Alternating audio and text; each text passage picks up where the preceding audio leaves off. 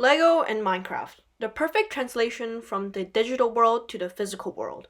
With 5 plates in Lego being equivalent to 1 block in Minecraft, this leads to endless possibilities in the Lego Minecraft theme. In theory, you can build anything in Minecraft and it will translate perfectly into Lego. And that is true for most cases, except for one particular item, the door.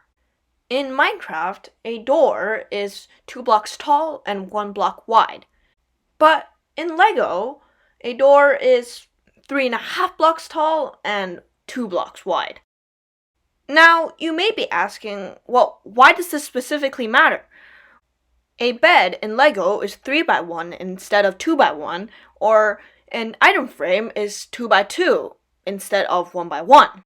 What is it about doors that make it uniquely important to the point where its proportions break Minecraft? Well, the answer to that question is the prominence of doors in naturally generated structures, specifically villages. When we're building these type of structures in Lego, we want them to be as accurate as possible to the actual ones in game. Take the smallest and most common villager house, for example. It takes up a 5x5 block area and has a 3x3 block area inside. A bed that's 1x3 instead of 1x2 still fits in the house perfectly, so we can give some flexibility to that. But in the case of doors, since these doors are 2 blocks wide instead of 1 block, this means that we'll have to extend the area of the build from a 5x5 to a 6x6.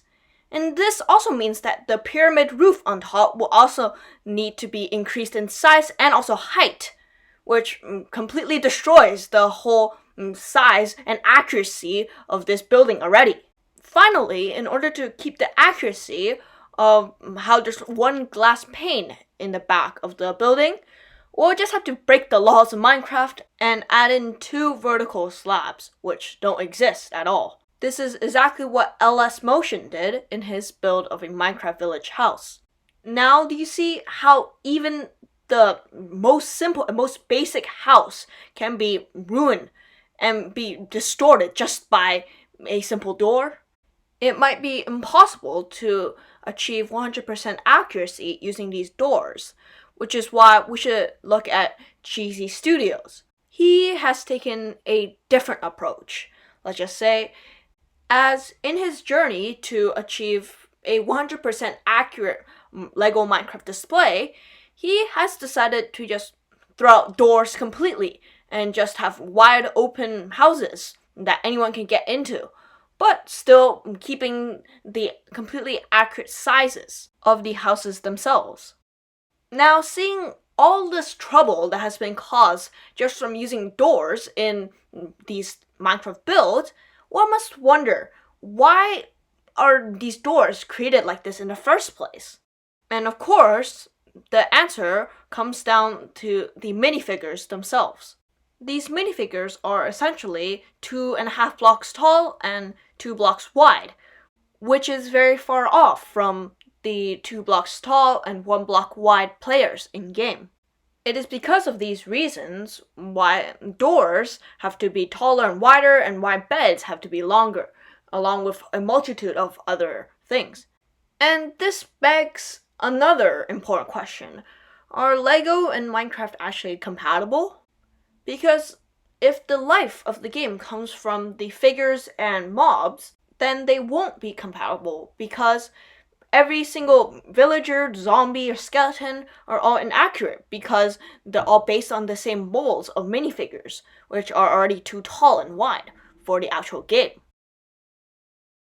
In fact, this problem extends far past that of doors, because whenever we say a 2 block tall entrance, should we make it taller in order for minifigures to fit through it? Or should we keep it shorter in order to keep the accuracy?